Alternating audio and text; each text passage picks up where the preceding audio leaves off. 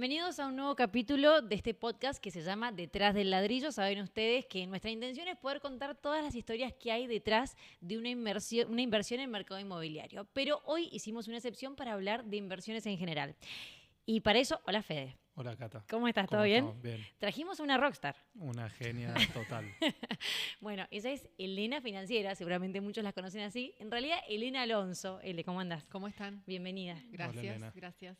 Ya en realidad ella es famosa. Nosotros acá estamos entrevistando a una experimentada porque es verdad que te consulta muchísima gente y Ele, has logrado un lugar dentro del mundo de la inversión, hablándole a gente que en general no se acercaba a las inversiones, ¿no? Eso quizás creo que es como para destacar, ¿no? Lo que te diferenció del resto. Hablarle a esa persona que a lo mejor decía, qué interesante, y de a poco se fue acercando, ¿no? Sí. ¿Cómo fue ese acercamiento? Contanos cómo arrancaste y cómo te fuiste acercando. Bueno, yo arranqué en el 2012 en un agente de bolsa hablando de tema de inversiones, mercado de capitales, todo eso, más que nada focalizándome en el segmento empresa. Siempre, digamos, nuestros clientes en mi empresa son la mayoría corporativos.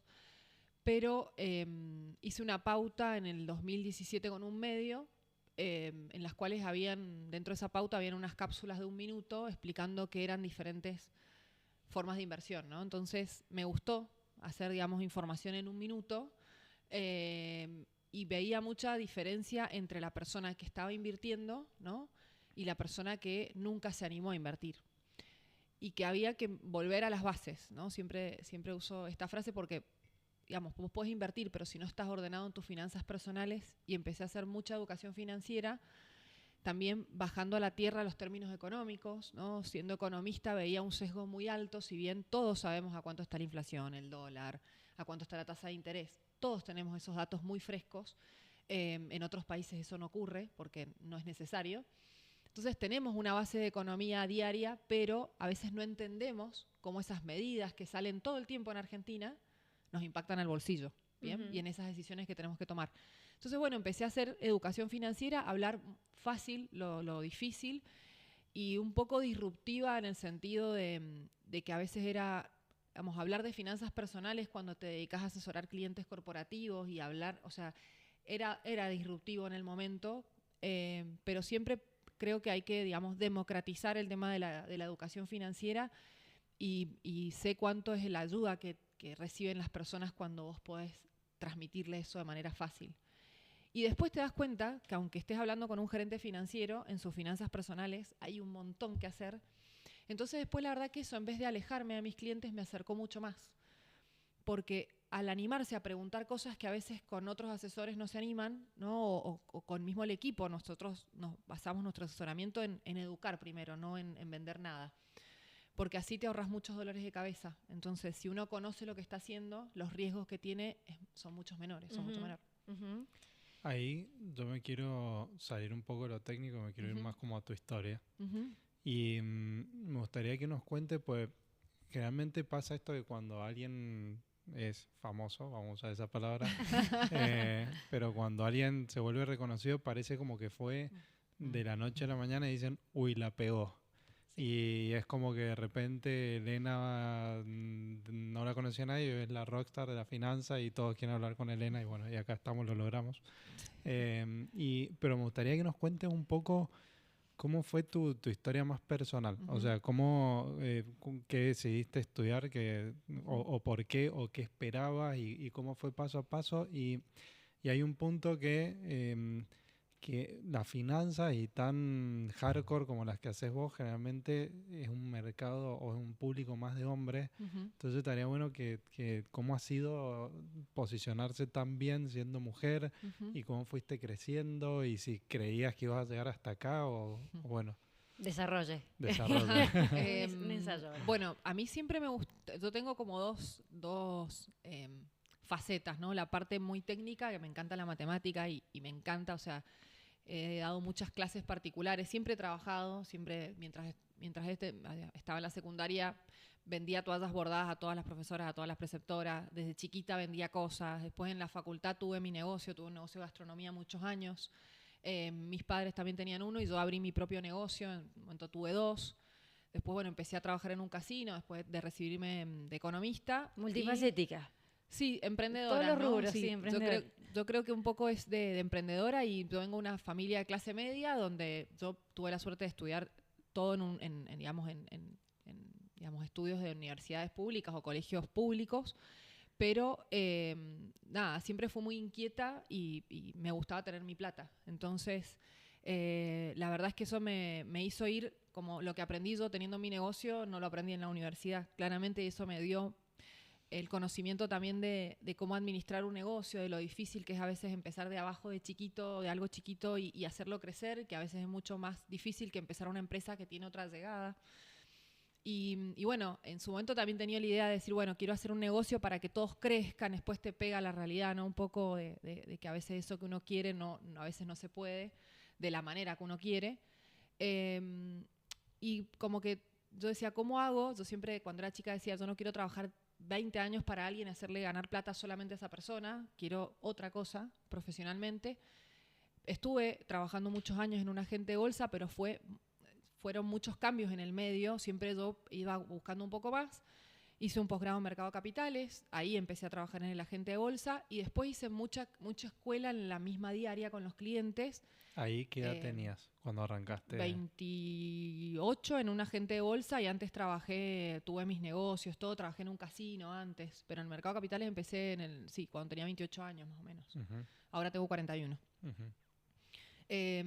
Y bueno, ahí arranqué, que un profesor mío también, yo me he ido rodeando de gente que le ha aportado, digamos, a mi vida cosas muy lindas. En la facultad la tesis la hice con un profesor, con Andrés Coleda, que falleció hace unos años. Él me dijo, ¿por qué no estudias finanzas? Te va a gustar. Alguien que me conocía, que también sabía lo que podía dar, que uno a esa edad a lo mejor no sabe lo que puedes dar. Entonces, escuché, me metí, me encantó, el mercado de capitales es súper interesante. Empecé a trabajar de eso, también tuve la suerte de justo entrar en un agente de Mendoza a trabajar y que estaba arrancando, entonces pude hacerlo. O sea, yo empecé a cargar una operación en el mercado, hacer el back office, o sea, toda la parte administrativa, después armar equipo para que operen, tuve que ir a rendir los exámenes de operadores a los mercados. No es como ahora que vos podés, o sea, rendís la idoneidad en el mercado y es el agente el que tiene la membresía y ya, o sea, no hace falta rendir un curso operador, en su momento lo tuve que hacer. Eso me dio muchas herramientas técnicas porque entiendo cómo se hacen las cosas desde cero. Entonces, al formar un equipo y también al liderar un equipo, puedo entender las diferentes aristas de lo que tienen que hacer. Ahí hay un punto súper interesante en algo que hiciste y que, o sea, primero dos cosas veo como, me encanta charlar con gente que ha hecho cosas y siempre todos tienen en común que hacían 1000 cosas. O sea, hicieron sí. 20 y después con una es con la que crecen. Pero después hay algo muy interesante que también está muy bueno, que es en algún momento preguntarle a alguien que tiene más camino de recorrido, che, bueno, ¿y qué ves para mí? Y por ahí te tiran algo que en el momento no te das cuenta, pero después en el largo plazo era súper importante. Alguien te dijo, che, anda por las finanzas. Sí, sí, escuchar. Y también mi papá ha tenido como un rol muy importante. En mi casa siempre nos han dado la posibilidad de pensar, ¿no? Que es algo básico, pero de interpelarnos un poco en este sentido, ¿no? Y con mi papá hasta el día de hoy tengo charlas, bueno, ¿y cómo estás? ¿Y por qué? ¿Y por qué esto? ¿Y por qué? O sea, generándome confianza, ¿no? Para mí lo más lindo que me ha dado mi familia es eso, es ser valiente y tener confianza en uno mismo de que puede hacer las cosas, que puede lograrlas. Nunca, o sea, siempre veía que quería tener mi empresa, que quería hacer muchas cosas. Lo de las redes fue algo que se dio de manera muy orgánico y que entendí que podía ayudar a muchas más personas desde ese lugar y posicionarme desde otro lugar entendiendo, sin estudiar marketing. La otra vez cuando en una charla me preguntaban cómo he hecho ese proceso, me dice, bueno, parece que has leído un libro de marketing. Después de que conté todo, dije, es verdad.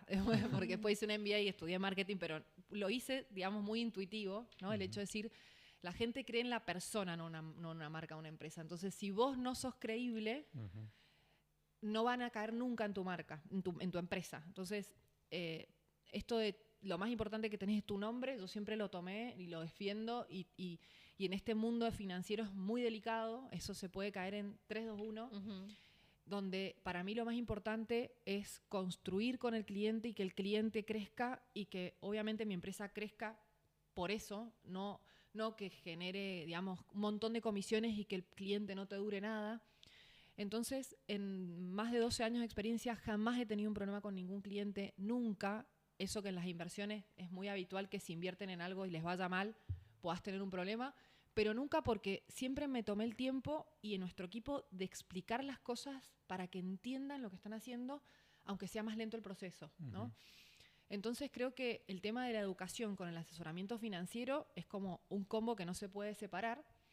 Y por otro lado, entendí que también fue una persona que era un asesor de Buenos Aires, un chico que estaba de comercial en ese momento. Me dice, si vos no te metés en lo comercial, no vas a ver una diferencia económica. Y dije, tiene razón. O sea, y mi papá siempre me decía, si vos no te sabes vender, estás en el horno, ¿no? En otras palabras. Y dije, es verdad, o sea, si yo puedo vincular y digamos, hacer el nexo entre asesorar, ¿no? Pero estar con el cliente, que aparte aprendes un montón. Yo tengo clientes de todos los rubros, entonces de minería, de construcción, agricultura, industria, entonces aprendo de muchas cosas y es muy dinámico el trabajo. Entonces dije, este es el camino que quiero. Me empecé a meterme en lo comercial sin ninguna herramienta comercial, o sea, economista, había tenido negocio, me daba maña para un montón de cosas, pero con las páginas amarillas buscaba clientes. O sea, eso en el primer agente de bolsa. Sí.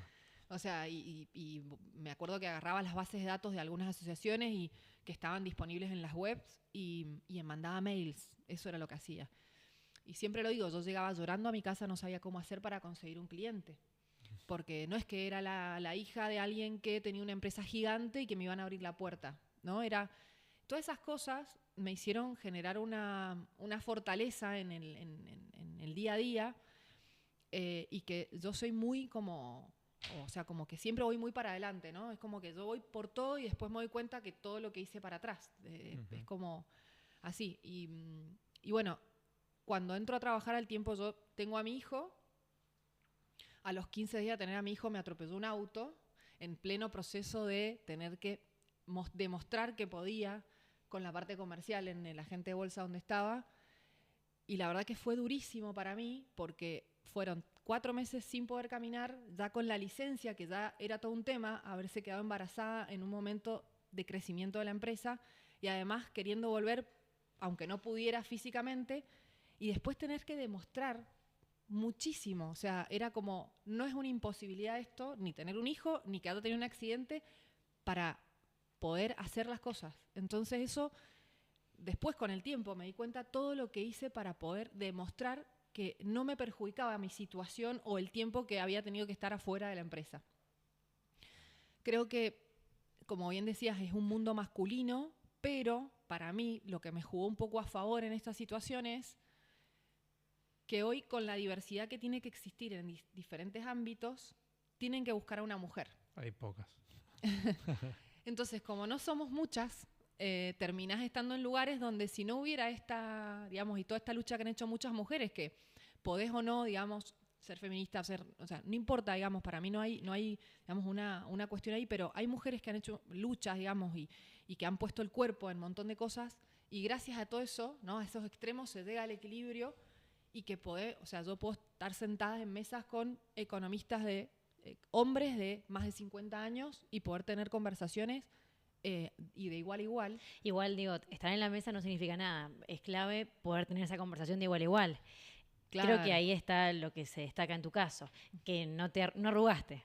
No. Dijiste, acá estoy yo y tengo que plantarme.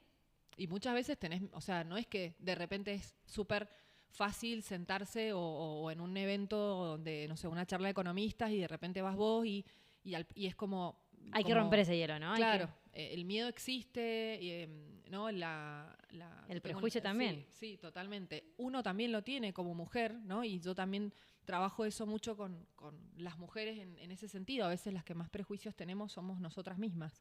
Desde elegir un médico, desde elegir a un profesional para que forme parte de un equipo, desde un montón de cosas que creo que hoy ya se ha salido un poco de la conversación el tema del género. La verdad que eso es buenísimo y súper positivo. A mí creo que todas esas situaciones adversas me dieron como mucho carácter para tener la fortaleza de enfrentar las cosas y probar. O sea, esto sí. Y después era, bueno, al hacer tanto contenido de un medio, no sé, ámbito financiero, decir, bueno, voy a llegar. O sea, hay cosas que sí me las he propuesto y que he forjado para que ocurran, ¿no? No es que mágicamente llegaron. Sí, bueno, quiero llegar al cronista, quiero llegar a ámbito financiero. Nunca he pagado un mango por una nota, nunca. Entonces, de repente, vincularme con algunos periodistas, pero decir, che, ¿te parece, cuando alguna vez me llamaron, como le sirve al periodista que vos tengas llegada en las redes, porque vos viralizas la nota, básicamente? Mira, te puedo, no sé, al palo, 28.000 cosas. Te puedo preguntar, necesito que me cuentes cómo ves el dólar de acá. Sí, no importa qué estaba haciendo. Sí, dejaba todo lo que estaba haciendo, el audio al periodista. Entonces, como siempre les respondía rápido, me empezaron a consultar mucho los periodistas. Y un día dije, le voy a preguntar si le puedo mandar una nota mía, particular mía, que no sea una participación. Bueno, dale. En ámbito, un domingo salió una nota que después salió en varios lados, después así estoy, digamos, en varios medios. Hay medios que me pagan para que les escriba notas, que por el tiempo lo he dejado hacer porque, bueno, después escribí mi libro y ahora estoy en el segundo. Entonces, bueno, es como, no es que de repente, ay, te van llegando las cosas. No, es, quiero llegar acá. Bueno, a ver, ¿cómo? Y aprovechar esos contactos y saber esto, qué es lo que uno quiere y para qué lo quiere. Yo realmente siento que, más allá de mi empresa, de todo lo que genere con los clientes, yo siento que tengo un propósito, ¿no? En la vida, en ese sentido. O sea, suena bastante como trillado, pero la realidad es que yo sé que hay personas que rompen esa barrera de, primero, sentirse que pueden tener objetivos y que las finanzas los van a ayudar a concretarlos. Y que se puede pensar en grande, no importa dónde estés. O sea, y la plata es un medio, finalmente. Yo en las charlas lo que menos hablo es de plata. No hablo de plata, básicamente. Ahí, bueno, dos cosas. Por ahí una que te la voy a preguntar enseguida, pero me gustaría que cuente un poco cómo fue el salto de estar en el agente a decir, me salgo y arranco mi empresa, que ese generalmente es un salto que por ahí mucha gente que quiere hacer, pero la verdad que recién hablamos de miedo y da muchísimo miedo. Sí. Si queremos vamos con esa. Dale. 2020, pandemia. Sí, el mejor momento de la historia. Sí, creo que... históricamente, vos ya habías tenido, tu hijo ya era grande, ya había pasado el accidente. Mi hijo tenía 6 años ya. Y bueno, a mí, o sea, yo formé un equipo, la verdad que con el jefe que tuve anteriormente aprendí un montón, él me ayudó a pensar mucho como empresaria y no como empleada, porque yo estaba como presidente de la sociedad de bolsa y gerenciaba digamos, armé equipo en lo operativo y después toda la parte comercial. Pero es como que me sentía muy arraigada al equipo y también la pandemia me hizo sentirme que en realidad, digamos, es la empresa, despersonalizar un poco esa situación, ¿no? Es que no estás abandonando a nadie, porque vos cuando armás un equipo, mismo con mi empresa me pasó, te encariñás con todo eso. Entonces, me hizo, digamos, como alejarme de eso y mis socios en ese momento eran clientes míos, Joaquín Barbera, y es más, él trabajó en el agente de bolsa, estuvo conmigo un tiempo, después él se fue, porque se fue a estudiar afuera, y me dice, queremos armar algo financiero, nos gusta, digamos, vos como queremos armar algo, ¿qué te parece? Bueno, hagamos una sociedad, empecé como socia, y sí, fue un piletazo, ¿no? Porque la realidad es que plena pandemia, yo encargada digamos, de mi casa económicamente, mantener a mi hijo. Y dije, bueno, ¿por qué no? Y obvio, a ver, noches sin dormir para decirle a mi jefe que me iba, ¿no? A hacer algo propio y que también teníamos otra, digamos, otra llegada, otro tipo de asesoramiento también que no estábamos dando acá. Y bueno, es como ir rompiendo paredes, eso. Y la verdad es que, bueno, gracias a Dios y con todo el contexto que ha habido durante estos años en el país, que siempre es bastante complejo y volátil, van ocurriendo negocios, vamos armando equipo, vamos traccionando otras cosas. Y lo que a mí me gusta es que va teniendo impacto en la región que uno vive, ¿no? Tengo la posibilidad de viajar por trabajo también y me encanta volver a Mendoza. Me encanta. Y cada vez que hablo, y el otro día mismo estaban en un evento donde había gente de todo el mundo conocía Mendoza y todo el mundo hablaba muy bien. Entonces decís, qué lindo poder vivir acá, más allá de que uno pueda viajar, pueda conocer otros lugares, de volver acá y generar cosas para que los empresarios que realmente apuestan por Mendoza puedan crecer y nosotros darles esas herramientas. Eli, a propósito de Mendoza y esto que mencionabas, ¿crees que el mendocino, ya sé que te quedó una pregunta, pero puedo colarme con una? Tengo 20, 30, así que pregunta tranquilo. ¿Cómo ha sido el crecimiento financiero de la mente mendocina? Somos conocidos por ser bastante más cerrados que el resto del país. Digo, quizás el porteño es un poco más arriesgado, más agresivo. ¿El mendocino cómo es? ¿Y acaso es conservador? ¿Y cómo has visto el crecimiento del usuario común mendocino? Bueno, sí, la verdad es que cuando te vas más hacia las provincias, son más cerrados, más de guardar los dólares abajo del colchón.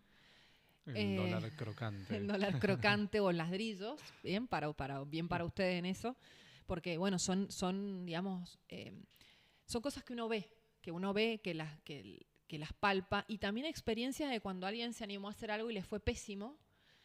¿Por qué? Por falta de conocimiento, por falta de realmente saber qué estoy haciendo. Entonces, creo que ha habido en los últimos años una profesionalización en las finanzas. Se habla más de plata, antes no. Y, digamos, por ahí te vas, no sé, me voy a otra provincia y ves que son mucho más cerrados que acá. Que acá hay todo digamos, Mendoza es una provincia que no es la promedio, ¿no? Como, digamos, es una de las provincias que sale un poco del molde en este sentido del crecimiento. Yo tengo clientes que me dicen, o sea, que vienen de otras provincias y me dicen, quiero invertir en Mendoza, hacía 10 años que no iba y es impresionante lo que ha crecido. Entonces uno tiene hay movimientos que en otros lugares no, pero creo que hay muchísimo por hacer, ¿no? Hay gente que todavía no se endeuda porque quieren poner siempre capital propio. Eso lo veo un montón en las empresas por una cuestión familiar, de no estar endeudado, de siempre hacer la plata con lo que uno tiene, no ir más allá. O por ahí, mala experiencia a lo largo de la historia de mucha gente tomó crédito para apalancarse. Y le fue pésimo. Y le fue fatal, entonces ha quedado esa marca en generaciones. Y perdieron empresas y obviamente que son decisiones. Entonces, ahí hay un montón que hacer, pero yo creo que, digamos, si la estabilidad llega para quedarse, ¿no? Es como que uno tiene esa sensación de, y no sé si va, es como que ya estamos acostumbrados a la adrenalina, ¿no? De los cambios, pero qué mejor que decir, bueno, tenemos una inflación tranquila, una inflación normal dentro de, digamos, una economía que está creciendo, con una proyección de crecimiento, tasas de intereses que te permitan a vos apalancarte y también diversificar en lo que es financiamiento. Ahí hago mucha educación con las empresas también. Ahí una cosa, ¿qué es el apalancamiento? El apalancamiento es cuando vos te financiás, ¿no? Es como la palanca que te impulsa a crecer, básicamente. ¿Por qué? Porque cuando vos usas capital propio, vos supuestamente no tiene costo, mentira. O sea, si vos pones plata en la empresa, eso le tenés que poner un valor, porque tenés un costo de oportunidad de ponerla en la empresa y ponerla en una inversión al 8% anual en dólares. O sea, tiene un costo.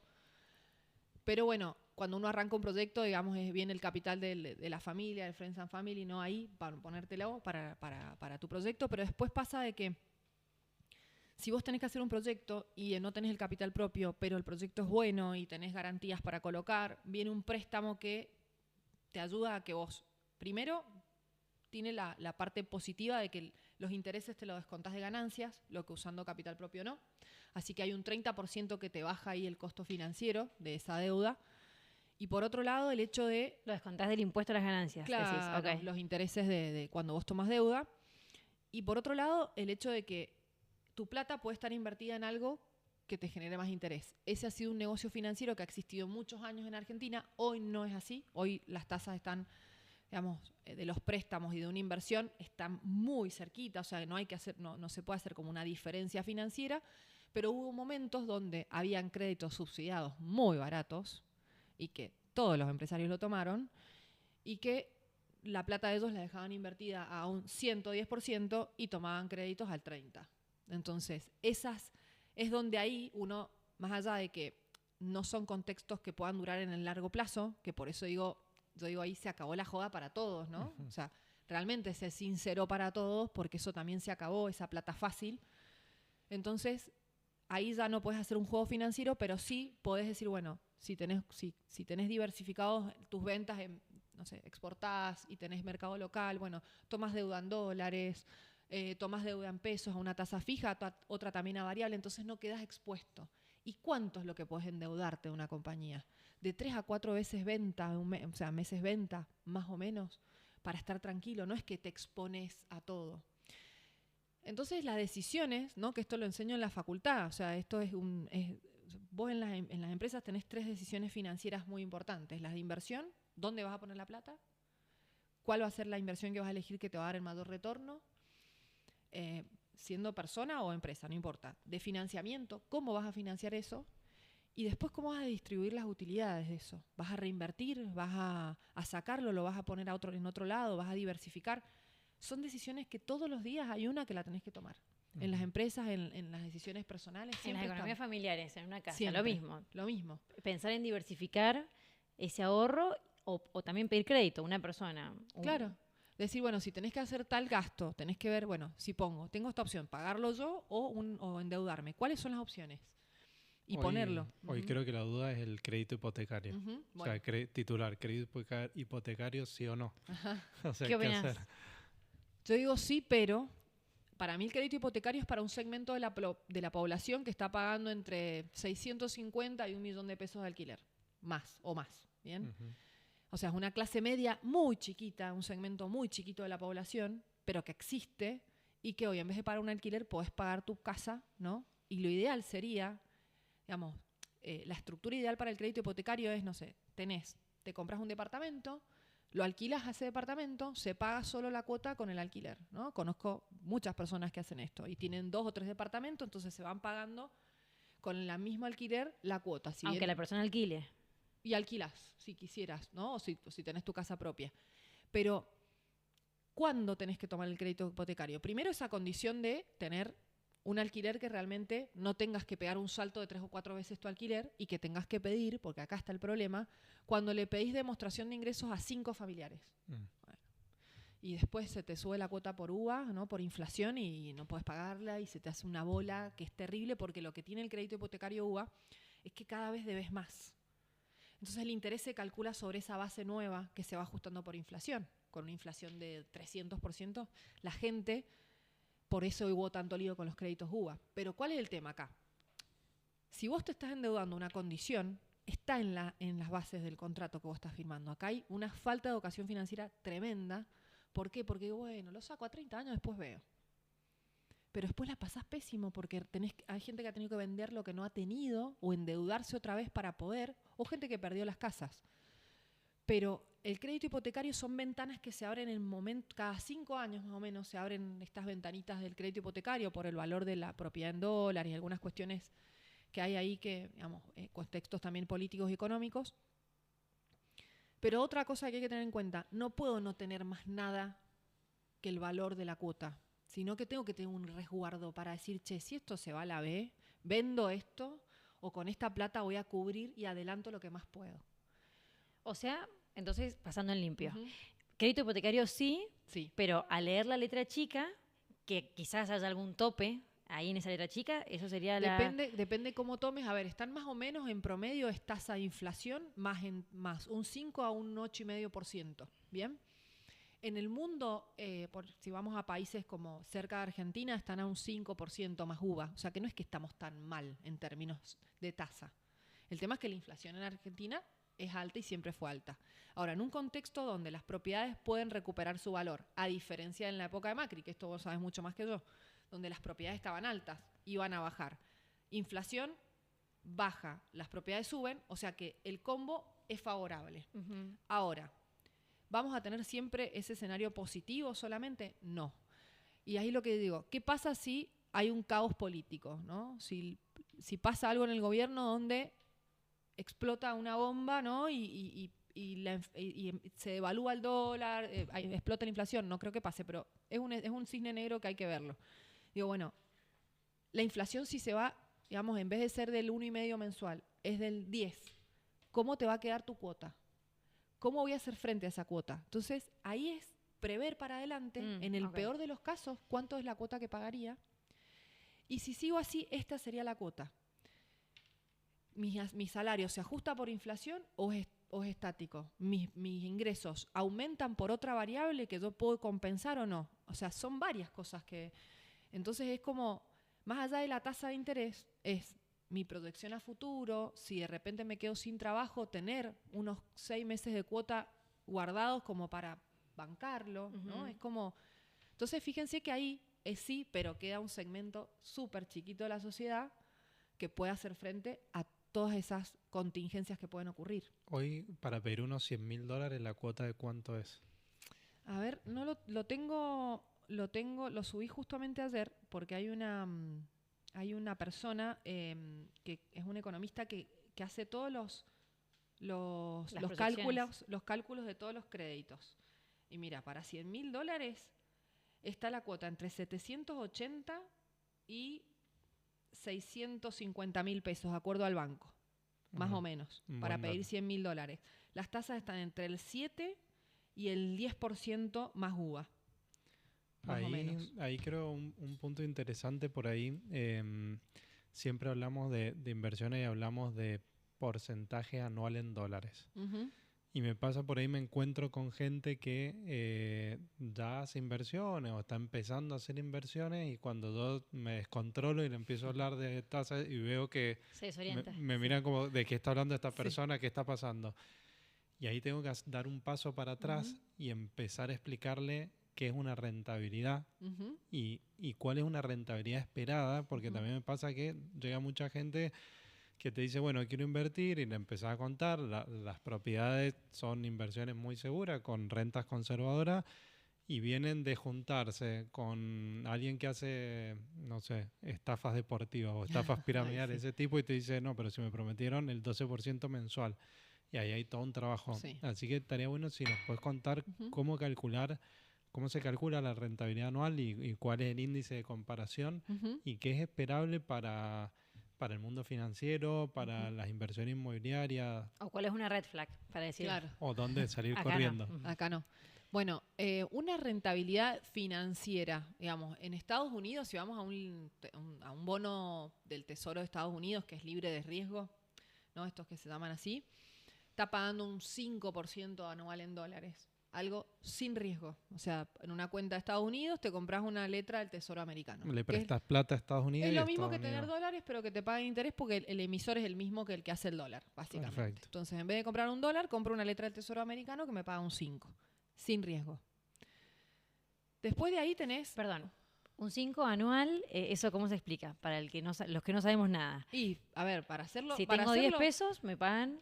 Si tenés $100.000, vamos a hacer, si tenés $100.000, son $5.000 anuales de renta. Bien.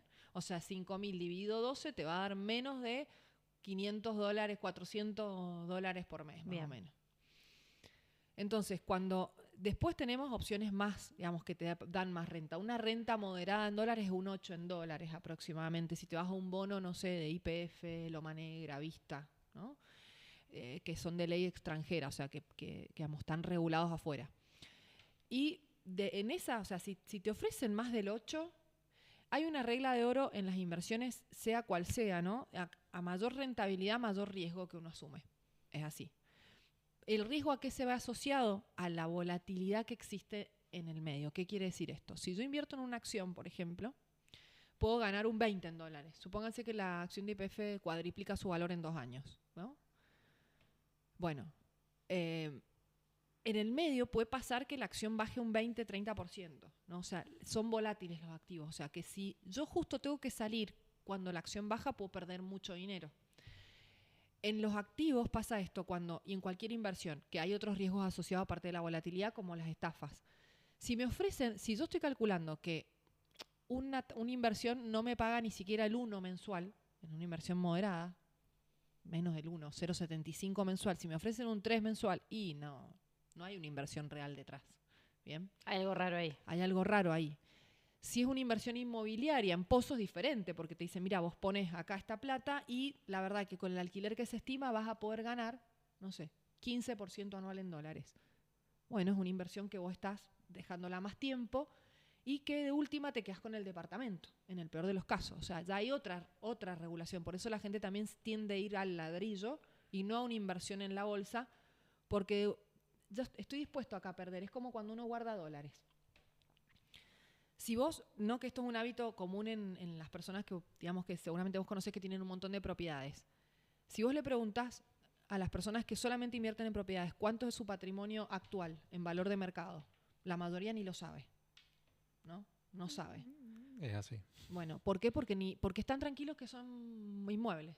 Está ahí. Después a lo mejor podés perder un montón de dinero porque las compraste y la verdad es que el mercado inmobiliario todavía no subió, después cuando la tenés que vender nadie te las compra, no es algo líquido. Bueno, el que guarda dólares es lo mismo. ¿Cuántos dólares tenés? Saben cuántos dólares. Ahora no estás calculando cuántos pesos son.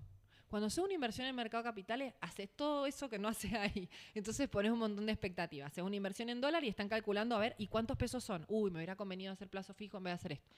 Entonces hay un error conceptual de pongo más pesos para tener más dólares o pongo más dólares para que me rinda un 8, nada más. Entonces, para volver a las alertas es promedio 8 en dólares, una moderada a tranquila, una rentabilidad tranquila, que es el costo que le tengo que poner al capital que pongo en la empresa y que también tengo que comparar con alguna inversión que haga de otro tipo. Después que las cuentas estén a nombre de la persona que hace la inversión, ¿no? en agentes regulados. Me meto en Comisión Nacional de Valores y si es una inversión en la bolsa tiene que estar registrado la gente. Yo tengo la idoneidad y estoy registrada en Comisión Nacional de Valores. No puede cualquier persona hablar de inversiones en la bolsa. Hay una responsabilidad detrás. Y yo todo lo que haga en la bolsa puedo vender y en el mismo día tener la plata de nuevo. Si vos invertiste y dices, no, a mí me viene pagando el 3 mensual y la verdad que me viene cumpliendo. Bueno, en algún momento te va a dejar de cumplir porque eso se alimenta. Como no hay una inversión real, hacen negocios con esa plata. Vos te querés salir, con la plata de ella te pagamos a vos y después se cae. Las pirámides lo que hacen es, entran, no, se ve beneficiado una base, o sea, la base se ve beneficia a los de arriba y esto en algún momento cae. Entonces, si te metes también, yo lo que les digo a las personas, la otra vez me encontraba, ¿no? con una persona con el sodero de mi casa. Dice, no, yo me fue re bien con las estafas deportivas. Después si lo escuchas se va a reír. Porque yo me hice un auto. Pero cuando me hice el auto me salí. Le digo, vos sos tan estafador como las personas que lo armaron. Porque vos sabías que esa plata no viene, o sea, es plata de alguien que la puso queriendo esperar lo mismo que vos y nunca la recibió. Entonces vos lograste algo con plata de otro malversada igualmente que el que construyó la pirámide. Entonces, sabemos quién está tomando agua ahora. No más agua. Entonces, claro, entonces digo ahí decir, hay personas que se meten en estas estafas que no son personas que son ignorantes, que no saben que puede haber un problema detrás, pero que se suben a la ola y que si me beneficio, bueno, igual alguien lo hace, ¿no? La típica pensamiento argentino, y si no alguien lo hace, si no lo hago yo. Bueno, está pésimo, digamos. Acá hay mucho daño para el mercado en general. Gente pierde plata, ese dinero se podría haber ido a alguna inversión mucho más productiva. Correcto, claro. Porque es financiero nada más. Descreer del negocio o de la industria en general. Claro, si invertí, o por ejemplo gente que dice, no, yo soy conservadora, y dice, bueno, pero cuando empiezo a preguntar un poco, no, bueno, pero es que a mí me da miedo invertir, porque yo una vez invertí y me fue re mal. ¿Y en qué invertiste? No, compré Bitcoin en el... Y no, entonces, o sea, hiciste una inversión que es súper arriesgada para un perfil conservador. Claro. Claramente bajó, te desesperaste, vendiste, perdiste todo. Entonces, la inversión está mal hecha. Si sos conservador, tenés que invertir en cosas que te paguen un 7 en dólares anual. Y listo. O sea, lo que hay que comparar es que vos antes tenías los dólares abajo del colchón que no te generaban nada. Bien. El tema es que la gente se endulza. Cuando ve que te pagan las tasas de interés un 3 en pesos y que le ganás al dólar, entonces si después cambiás todos los dólares a pesos, haces una inversión en pesos, ganás más pesos, te vas al dólar, ahora se dispara el dólar y te fue pésimo. Digo, ¿para qué exponerse a eso? Lo que yo invito siempre a las personas es, ustedes piensen en dónde van a generar más plata en su trabajo, ¿no? Vos en tu desarrolladora, en el rubro construcción, inmobiliario, yo en lo financiero, de cómo hacer para que los clientes generen más herramientas. Hay un consejo, es siempre entender en qué te estás metiendo. Claro. Eso es importante. Y el otro dicho que dice, de ganar poco, nunca nadie se hizo pobre. Claro. Entonces, está bueno. Totalmente. Es como la otra vez veía un video de la motivación versus las personas que se motiven y las personas que son disciplinadas, ¿no? En las inversiones pasa esto, ¿no? El motivado le pasa con la bici 20 kilómetros al que va tranquilo, despacito, pero el otro se cansa, llega y finalmente el que tiene disciplina, el que va juntando plata, el que va ahorrando aunque sea poquito, pero lo invierte a largo plazo, ¿no? Y yo lo veo en las personas que tienen conducta de ahorro, la diferencia que tienen con una persona que está en el mismo ingreso económico, el mismo estilo de vida, la misma zona, como el que ahorra, no tiene problemas financieros. Y en realidad, yo siempre les pregunto a las personas cómo les gustaría sentirse de acá a 5 años. No cómo verse, o sea, me gusta más sentirse porque lo veo que es más fácil y la mayoría tranquilo, no estar pensando en el dinero. Bueno, ¿qué vas a hacer ahora para que eso ocurra? ¿No? Porque eso se construye. Entonces, ¿qué estás haciendo hoy? ¿Qué estás ahorrando hoy? ¿Qué estás postergando? ¿O qué estás generando? Porque a mí tampoco me gusta decir no gastar. No, bueno, está bien, podés achicarte en gastos, pero ¿por qué no pensar en producir más en lo que uno es bueno? Y eso te hace cambiar y mover la estantería o cambiarte de trabajo, dejarte quejar, o generar más cosas, o pensar cuánto más tenés que vender para darte el estilo de vida que querés en 10 años. Te hace actuar y en realidad no lo haces por la plata, sino por cómo te querés sentir y cómo querés estar el día de mañana, porque una de las mayores causales de estrés es el estrés financiero, básicamente. Total. Ele, queremos preguntarte, tenemos que ir cerrando, pero no sin antes preguntarte cómo está compuesta tu cartera. ¿En qué invierte Elena? ¿En qué invertís? Bueno, claramente, a ver, yo no miro mi cartera de inversiones todos los días, no la miro, porque como me dedico a esto, básicamente, y mi cabeza está pensando siempre en cómo hacer otras cosas más que mover la plata, pero yo estaba, o sea, full, hice una inversión inmobiliaria, entonces hice saqué de las partes de inversiones de bursátiles, entonces tenía muchos bonos soberanos argentinos desde el año pasado, por toda esta perspectiva subieron mucho. También me gustan los CDRs, ¿no? Las acciones de afuera, que vos podés comprarlas a través de un CDR en Argentina, o sea, podés tener a Google, Amazon, Apple, no sé. En vez de comprar el teléfono, podés comprar la acción. Mismo a mi hijo le digo, en vez de comprar el jueguito de Roblox, gastar en monedas, podés comprar la acción y ser partícipe de lo que gana la compañía y no tirar la plata, ¿no? Obviamente no todo es una decisión financiera para los chicos, pero se lo muestro. Entonces decir, bueno, armo mi cartera, soy bastante arriesgada, pero porque también tengo conocimientos y sé esperar. Pero cuando tengo objetivos de más corto plazo y que tengo que tener más dólares para pagar ciertas cosas o más pesos, ahí elijo, ¿no? Inversiones que son más seguras y que me aseguran una rentabilidad en el tiempo. A mí un activo que me gusta mucho hoy es los bonos ajustados por inflación. Entonces, por ejemplo, si vos tenés, vamos al caso del crédito hipotecario, si bueno, compran una propiedad avalada, o sea, con un préstamo hipotecario. Tengo unos ahorros, esos ahorros los puedo meter en algo que ajuste por inflación, entonces sé que voy a tener siempre tantas cuotas y que no voy a quedar desfasado. Entonces la inversión lo que hace es apuntalarte tu objetivo. Entonces mi cartera puede ser muy distinta a la tuya, aunque tengamos el mismo perfil, porque tengo otros objetivos. Entonces eso es súper importante. Cuando a mí me preguntan, decí la cartera óptima, ¿no? Ayer en mi Instagram largué 3 carteras para 3 perfiles, pero le digo, esta cartera no pueden tomarla y comprarla tal cual. Hay una cartera, por ahí la podemos pimponear rápido, que nos pasa que viene alguien y dice, quiero invertir o comprar una propiedad, no llego todavía, tengo unos ahorros, tengo los dólares, me da miedo y el miedo paraliza, no hacen nada. Entonces, ¿qué recomendación le das para ese que tiene un ahorro que tal vez más adelante se va a hacer su casa o va a ir por ese camino, pero hoy que tiene esos dólares parados, ¿qué hace? Y ahí si querés después nos contás de tu empresa y te los mandamos. A ver, las obligaciones negociables me gustan, son los bonos de las empresas, de empresas privadas, que tienen también mucha operatoria afuera, o sea, que no dependen de la estabilidad macro argentina, si bien hoy es un contexto favorable, pero digamos, y ley extranjera, eso que no me exponga que si en Argentina hay un default, yo si es ley extranjera estoy más resguardado, que pagan un 8 en dólares, depende del tiempo que tenga, también es el plazo que voy a elegir el título, pero decir, bueno, pongo 100.000, al año tengo 108.000, esos 108.000 no van a ser 116, van a ser 118 en 2 años, y en 2 años van a ser, o sea, el interés compuesto va haciendo su magia y vos vas reinvirtiendo. Entonces, para todo necesitas una base de plata. Para un crédito hipotecario necesitas entre el 20 y el 30%. Bueno, tenés que ir poniendo ese objetivo y Y creo que aunque sea lo más conservador, hoy un fondo de inversión en dólares, un fondo común de inversión, te rinde un 5%, ¿no? Y hoy hasta las cuentas remuneradas de los bancos te están pagando un 2% anual en dólares, ¿no? Siempre hay mejores opciones que en los bancos, porque el banco capta dólares o capta pesos para después hacer un negocio más rentable, ¿no? Poner la plata en otro lado. Entonces ese negocio más rentable lo puedo hacer yo en vez de hacerlo el banco, pero de última, entre no hacer nada, está en el banco pagándome un 2 en dólares por algo que no me paga nada, ¿no?